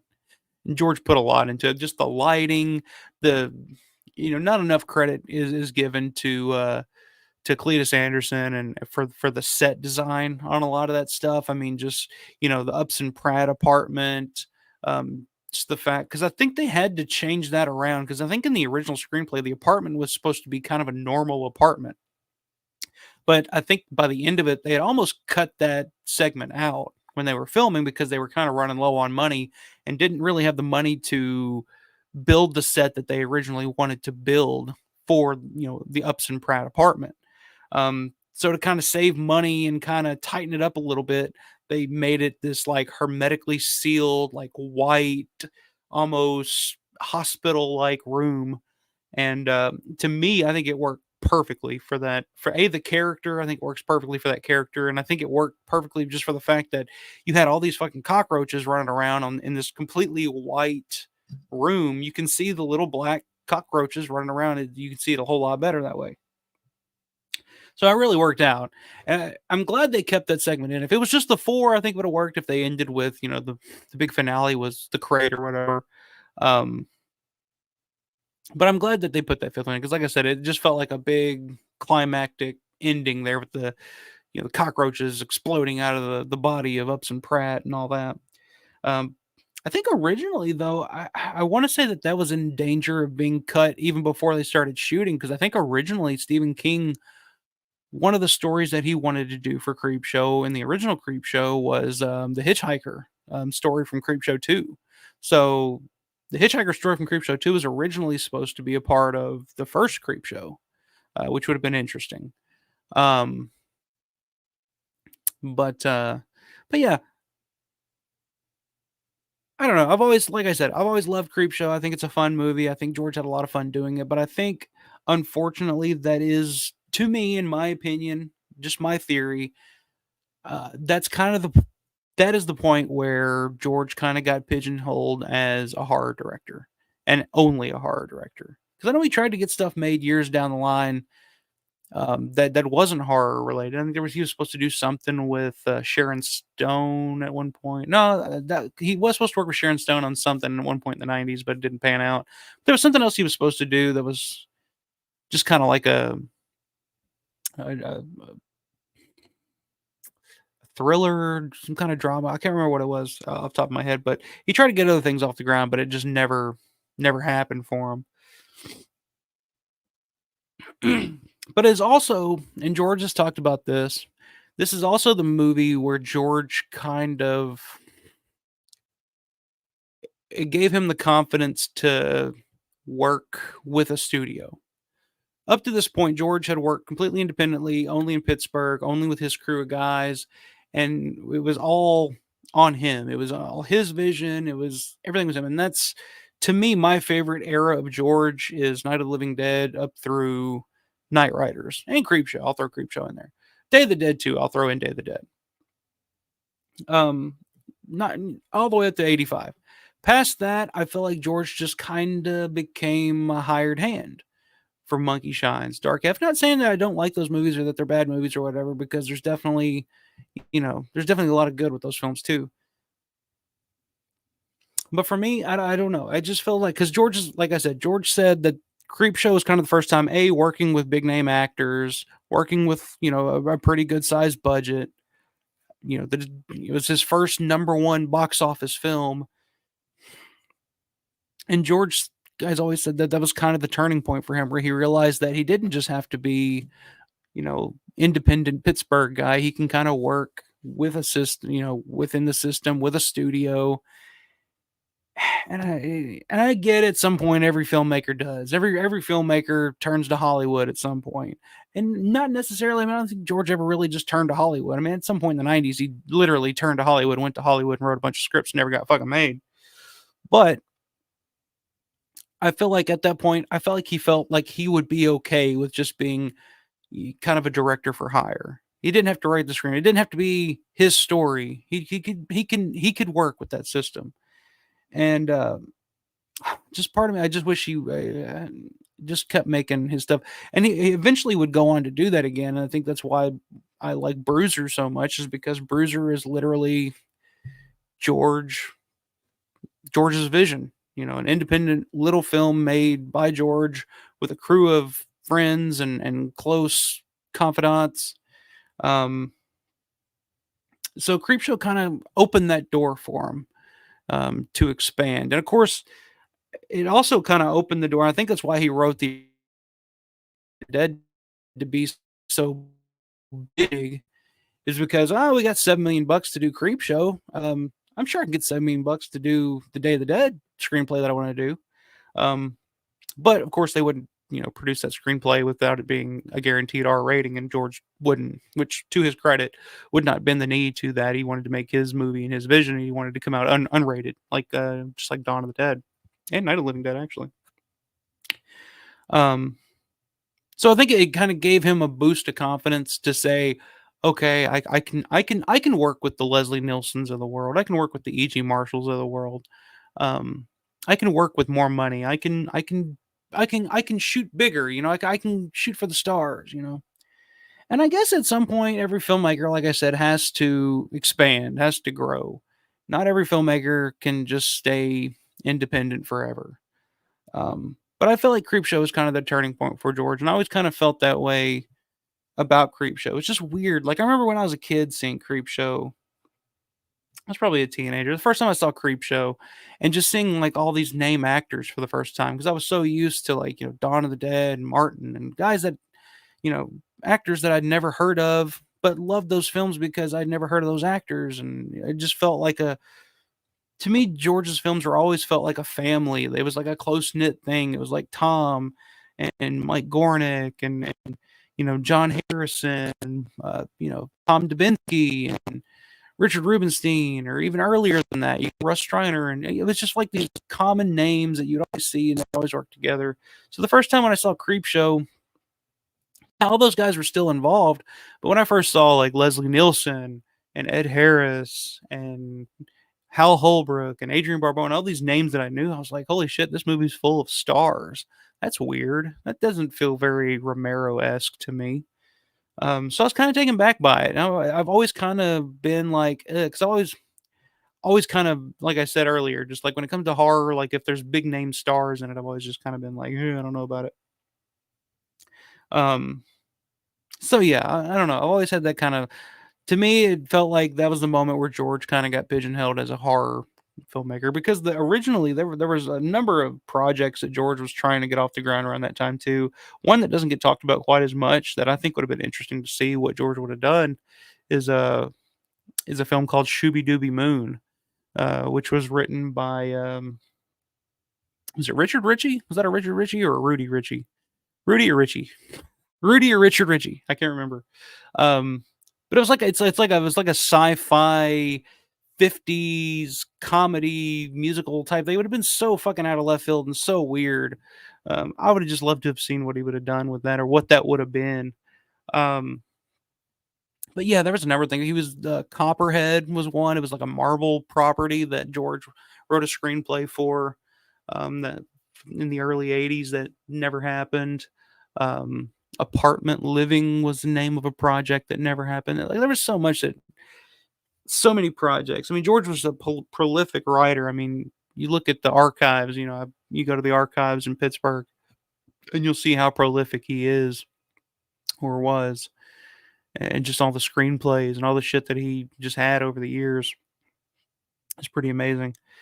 Um, anyway, I'm just kind of rambling now, but yeah, I always kind of felt like Creepshow was kind of George's pathway into, and of course he made Day of the Dead after that because it was part of the 3 picture deal that he made with Salah Hassanin. At the time, he had to make Day of the Dead, but of course, like I said, Day of the Dead would have to be cut down from what he wanted his original vision to be because couldn't get the budget, um, couldn't get quite the budget that he had for Creepshow on it, and I felt like without, I think the fact that he had to cut that budget down also helped the fact, to me, it kept it with that $3 million budget. It kept it because pretty much all the actors and stuff in Day of the Dead were not big name actors either. I felt like if George had that extra bit of money that he wanted, we would have seen like a another big name actor or something in it. And I don't know if it would have quite worked. I always hear people talk about like that. Oh, if only that original Day of the Dead screenplay would have gotten made, it would have been, such a epic. It would have been such a classic film. And I'm just like, I don't know. I'm pretty good with what we got. Like, I feel like that was pretty much pretty on point. And reading that original screenplay too, I've read that original screenplay a couple of times, and I've never just been like, man, if only this would have been made. I felt like there was a lot of problems with that screenplay. I feel like there was a lot of parts in that screenplay where I'm just like, really? We would This is where we would have gone with this? Um it's out there if you guys, I don't know if you guys have ever read that original screenplay, but it's out there if you look it up. Anyway, let me get back to some of these comments. I see Synthetic blowing up over here.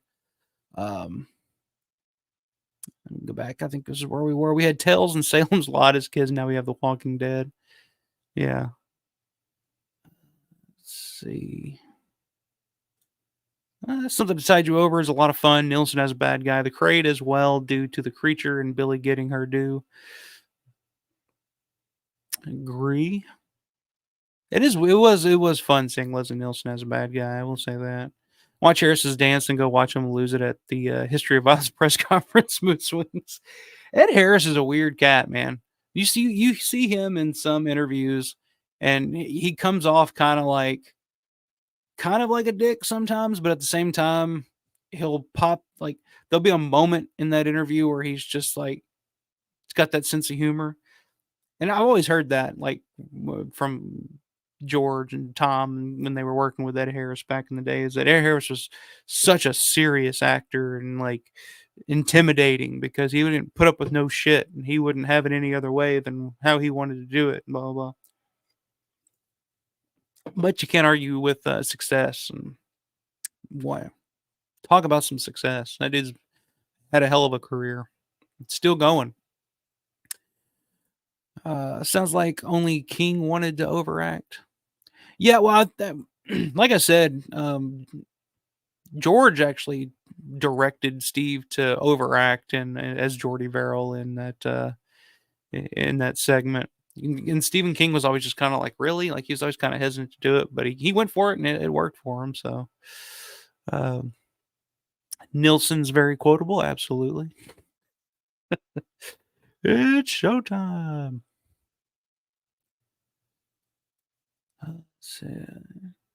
Forbidden Planet. That was one for Leslie Nielsen. He was his real serious lead role. Creepshow is his best score. Yeah, I love that John Harrison score in Creepshow, and you can like I think I mentioned it last week. You can hear the bones of that score in effects because John Harrison he was not only in effects but he did the score for effects too, and you can kind of hear the which I think originally George wanted to use library music again for Creepshow. Like he wanted to use only like old school library music. And then I think they tried because I think the fidelity of that old library music was not the best. So I think George reached out to John Harrison to kind of add a little synth on top of it to kind of bring it more into the modern era, I guess. But I don't think it worked out too well in the end, and I think George just said, "Fuck it, let's just do our own score." And I think that was the absolutely 100% right thing to do. Love that score. Actually learned to edit video to music from Romero's tied sequence. There you go, man. Exactly. King Son of the Voodoo. That's right, Joe King, Joe King, or Joe Hill. What does he go by? Joe King, Joe Hill. Fuck. brain fart. Does he go? I want to say Joe Hill. Is that what he goes by? Anyway, yeah, he's a filmmaker now. Did he direct Black Phone? Wasn't that the film that he did?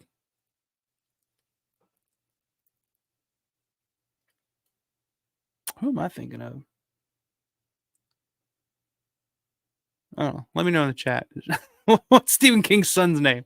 I know he's a kind of a big deal now, but I don't know. I'm out of my own fucking world, guys.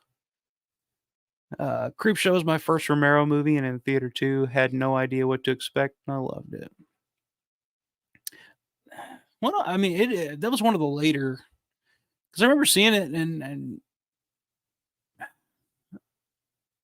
trying to think. It was right around the time I think of the first time I saw Martin, because it was one of those that I rented from the mom and pop video store down the hall or down the road back in the day. And it was right around that time. I think it was right around the time I saw that Martin, Season of the Witch, um, Monkey Shines was definitely right around that time. I bought the day Creole from a mail order shop when I was in high school. I think the version he shot is better too. Yeah, I've heard that from a couple of people, but I mean, you hear that. It's like when you hear Greg Nicotero or Tom Savini talk about that original day script. Um, they're like, "Oh, if we would only gotten to shot that original script, it would have just been the biggest zombie movie of all time. It would have been the biggest epic of epics in horror." And like I said, I've read that script like a few times now, and there's definitely some cool shit in it that have been cool to see. But like I said, there's stuff in it that I'm just like, I'm kind of glad they didn't do that, or I'm glad they didn't go in that direction. I kind of like what we got. Like I said, when I first saw Day of the Dead, I wasn't the biggest fan, but over time, I've grown to appreciate that movie more and more. Maybe because of the the advancements in technology or whatever, you can actually see the fucking thing. Because like I said, those original VHSs were pretty hard to watch. Screenplay. Okay, I was like, what the fuck? I was like, for a second there, I was like, what the fuck is the day Creole? I went with it though because I was like, dude, I feel like Synth knows what he's talking about a lot of the time. So maybe that's a term I'm not familiar with, but I just went with it. But okay, screenplay, that makes a lot of sense. Okay, the Creole. Uh, but yeah, anything else I want to touch on here before we get out of here? Yeah, I mean Stephen King over the years. I mean some of my favorite Stephen King stuff outside of the Carrie and The Shining. I love Christine. I rewatched Christine played in theaters back in October, I think, for the anniversary, and me and a buddy went to see it. And it'd been a long time since I'd seen Christine, and I think that's a really underrated film. I think that's one of John Carpenter's best. To me, I know Carpenter's not even a big fan of it, but for me, like watching just some of the, I don't know why it just hit really really hit perfect when we went to see it. So I really like Christine. It is one that I grew up on because that was one of the my earliest memories of horror was probably it when it came out in 1990. I remember seeing bits and pieces of that on TV as a 3-year-old, probably. Still stick with me. I remember my parents always used to joke that I was deathly afraid to take a bath after seeing it because of the scene where he comes up through the drain. I was always afraid that the little fucking that goo would start coming up from the drain and come get me. Um, it's one that I definitely have fond memories of. Uh, I don't know. What do you in chat? What do you guys? What is your favorite Stephen King? 'Cause like I said, Stephen King was kind of one of those names, one of those guys that has always been in my periphery, always been in my life since I was born. That's just a name because my parents, my uncle was a huge fan of Stephen King. I think he had every book Stephen King ever came out with. Same uncle that introduced me to Dawn of the Dead, believe it or not. Um, so anytime we were over there, I always saw him. He always had a Stephen King book, reading, going through something. Um, my parents were always any movie that came out. I was like, oh, it's the new Stephen King movie's out. We got to go see it. Um, some even like his non-horror stuff. I feel like that's some of the best stuff that Stand by Me is amazing. Shawshank Redemption. the classic. Green Mile. I remember my parents would see the Green Mile when it came out. We had to stay with the grandparents. 'Cause they were like, "Oh, it's a long movie, and we're not, you know, not bringing the kids to this one."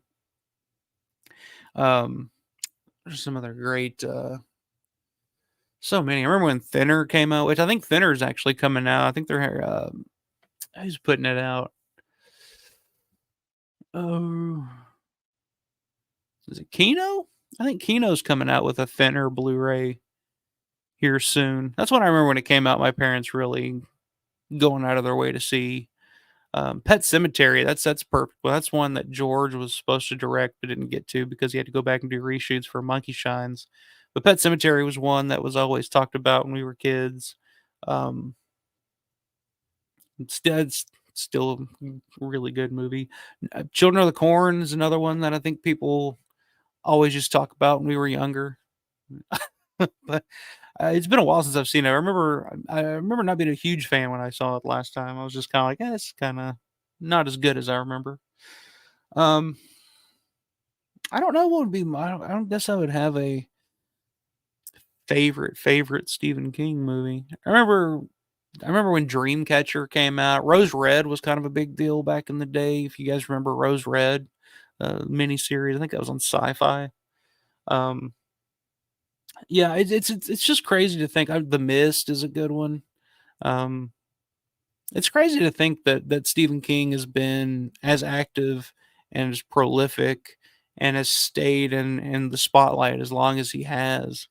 Um, it's even to this day. I mean, he's still got stuff. I mean, the It remake was a huge success, which I wasn't a huge fan of that movie, to be honest. I heard the sequel wasn't very good at all, so I never did see that one.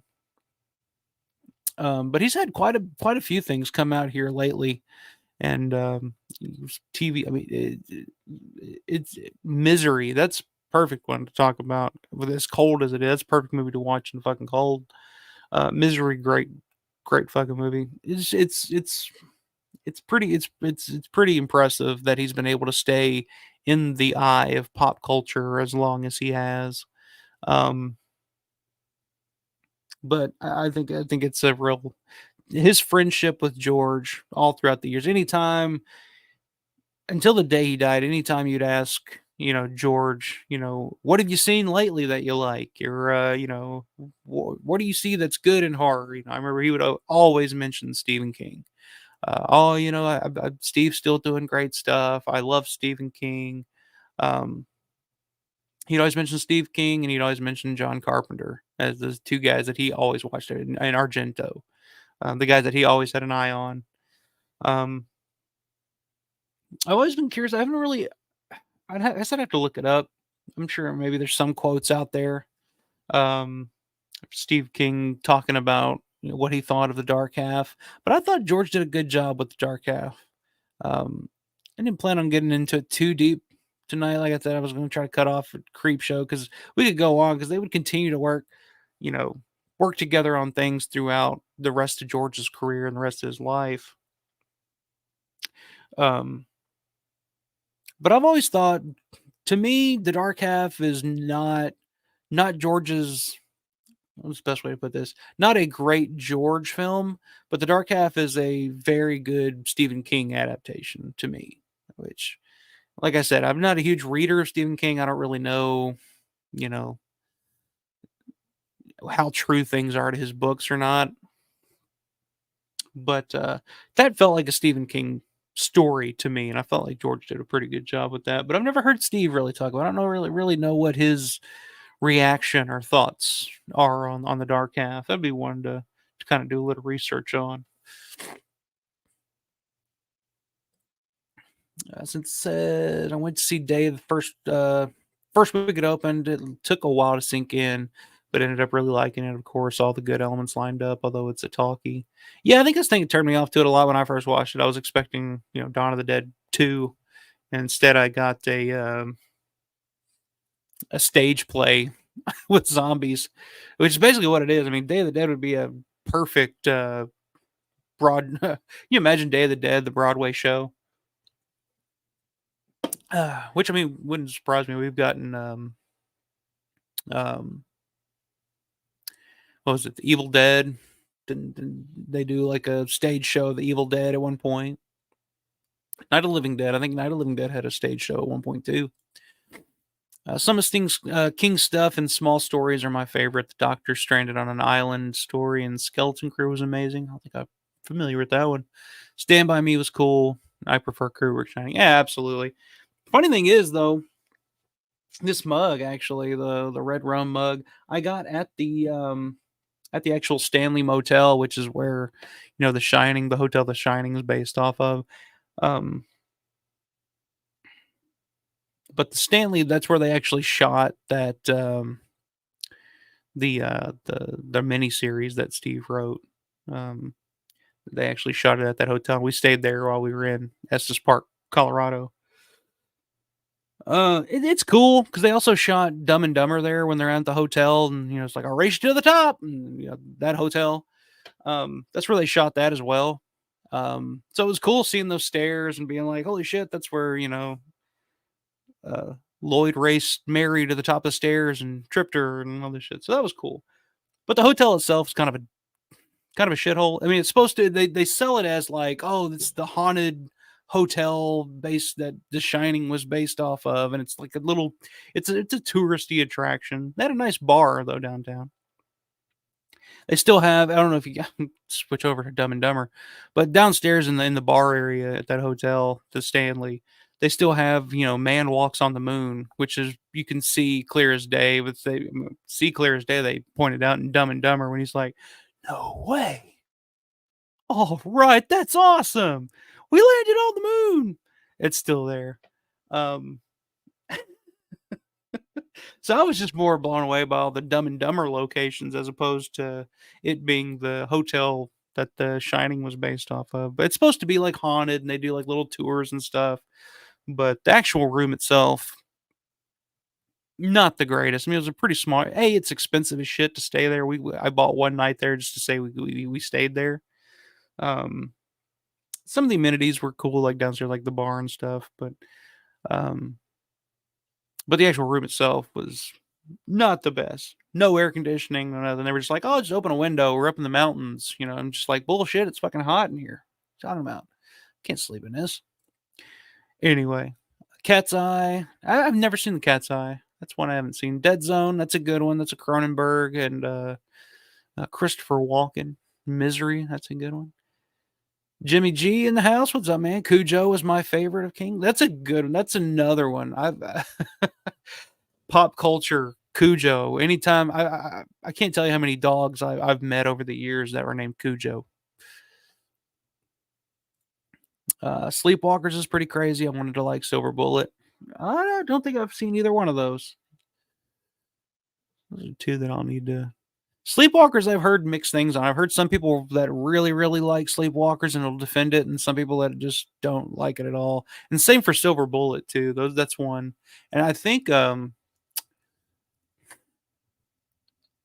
Rubenstein produced Sleepwalkers, didn't he? Wasn't that a Rubenstein production? I know Rubenstein produced Pet Cemetery, and I knew Laurel had the rights to quite a few of the King properties. Cujo, I know what you meant, man. No worries at all. Pet Cemetery had potential, and this was cool.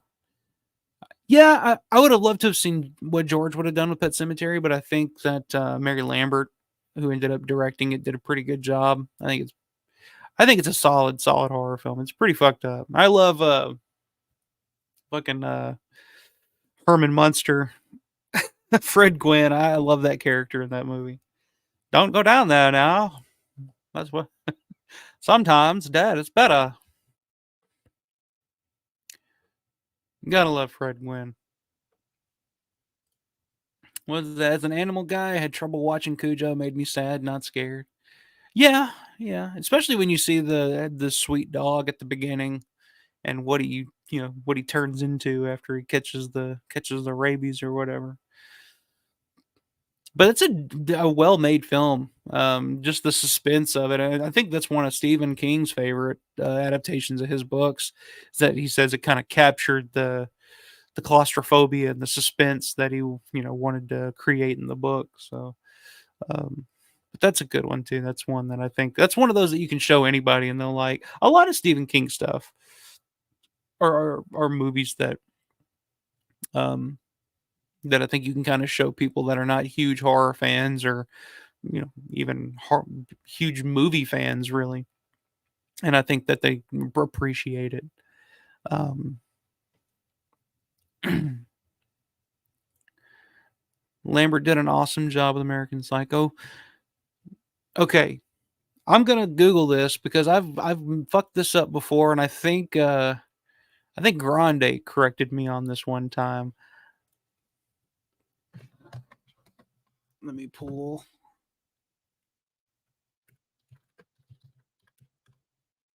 So Mary Lambert, I may have got this fucking wrong again. Hang on. So Mary Lambert directed Pet Cemetery. Mary Herron directed American Psycho. I've done it too, Synth. No worries. I had to double check to be sure, but yeah, Lambert and Herron. I always get those two mixed up because they're both fantastic movies. I love both movies.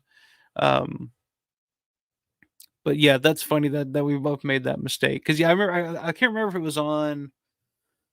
I think it was on a stream that I did with Grande. I can't remember if it was on his channel or one that he did with me on mine, but we were talking about Pet Cemetery. I think it was on his when we were talking about Romero in the '90s. That was a fun stream to do. Really good conversation between me and Grande over in Grande's graveyard, talking about Romero in the '90s and talking about the possibilities of what Pet Cemetery could have been if Romero had directed it.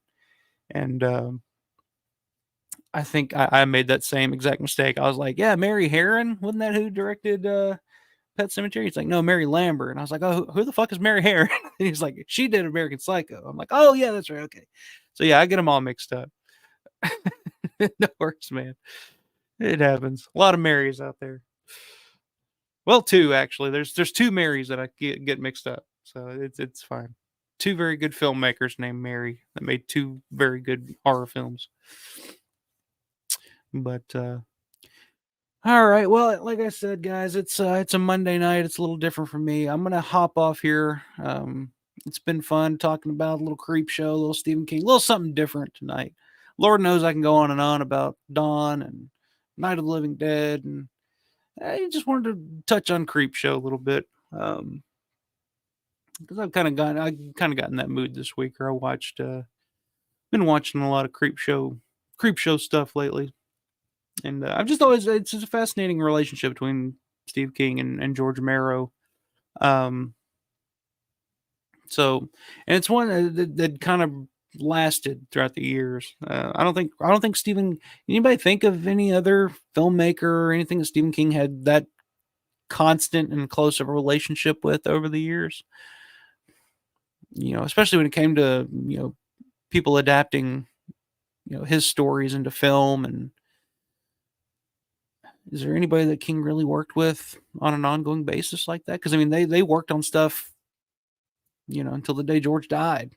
I mean, George, was supposed to do, the girl who loved Tom Gordon at one point, from a Buick 8. I think is that the name of it? From a Buick 8 was another Steve King story that George was connected to for a while.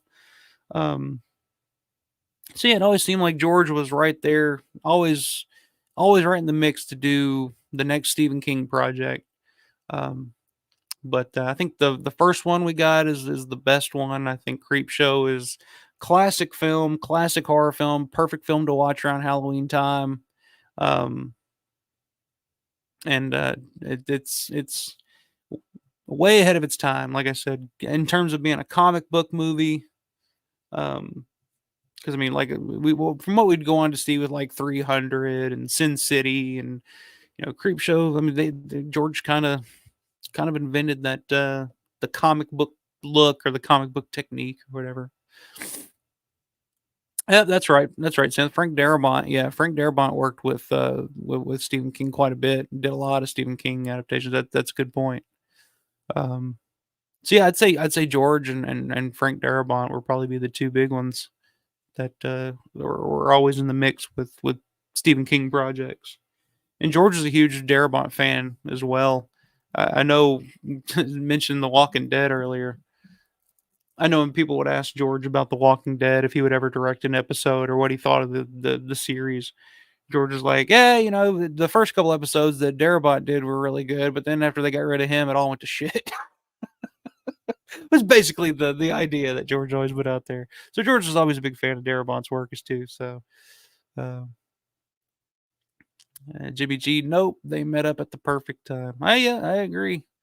I think, and they were so alike, such kindred spirits. I feel like that they kind of had the same sense of humor and the same sensibilities, and I think they just really hit it off and made classic film like Creepshow, and yeah, yeah. So, but I'm gonna head out, guys. You guys have a great rest of the night, great rest of the week. I'll be back probably this weekend. I'll probably have something up my sleeve. I still got to finish um ranking Romero death scenes. I'm going to finish doing the 90s through the 2000s through the end of George's career. And then I think what I have planned, I think what I'm going to do is I'm going to have like a bracket type set. I'm going to let you guys vote on what you guys think is the best death scene in all of Romero's films. And we'll whittle it down kind of like a March Madness thing. Hey, all right. I just figured it out. In March Madness. So what we're gonna do. I'm gonna make a bracket of the top every top Romero death scene. We're gonna whittle it down, create a bracket, and I'm gonna let you guys vote on what you guys think is the best death scene in Romero film history. I think that'll be pretty fun. But anyway, you guys have a great rest of the night, and I'll see you guys next time I see you. And until then, as always, stay scared. Good night.